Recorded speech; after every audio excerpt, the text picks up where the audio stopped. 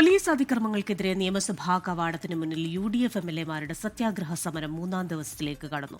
AKM Ashraf, Saneesh Kumar Joseph എന്നീ MLA-മാരാണ് സമരമിരിക്കുന്നത്.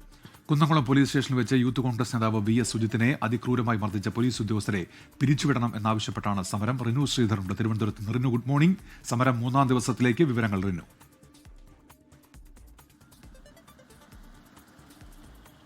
Good morning ഉന്മേഷ. എന്തായാലും വലിയ സമരത്തിലേക്ക് പോകാൻ തന്നെയാണ് ആദ്യഘട്ടം മുതൽ ഈ കസ്റ്റഡി മർദ്ദനവുമായി ബന്ധപ്പെട്ടുകൊണ്ട് യൂത്ത് കോൺഗ്രസ് ആരംഭിച്ചതൊപ്പം കോൺഗ്രസും. ഇപ്പോൾ നിയമസഭയിൽ 2 MLA-മാർ സത്യാഗ്രഹ സമരം ഇരിക്കാൻ തുടങ്ങിയിട്ട് 3-ാം ദിവസമാണ്.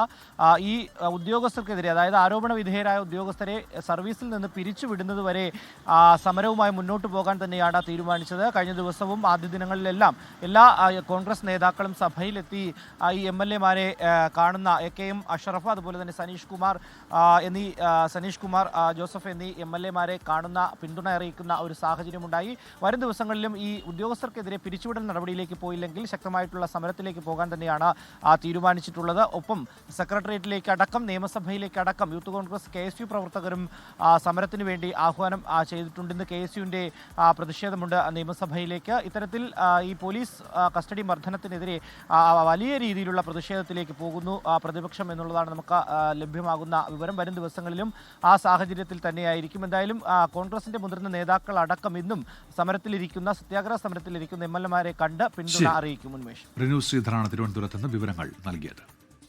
ലോകത്തെവിടെയായാലും ഏത് സമയത്തും 24 വാർത്തകളും ഓഗ്മെന്റഡ് റിയാലിറ്റി പാക്കേജുകളും എക്സ്പ്ലെയിനറുകളും വിശദമായി കാണാൻ ഞങ്ങളുടെ YouTube ചാനൽ നിങ്ങൾക്ക് സബ്സ്ക്രൈബ് ചെയ്യാം.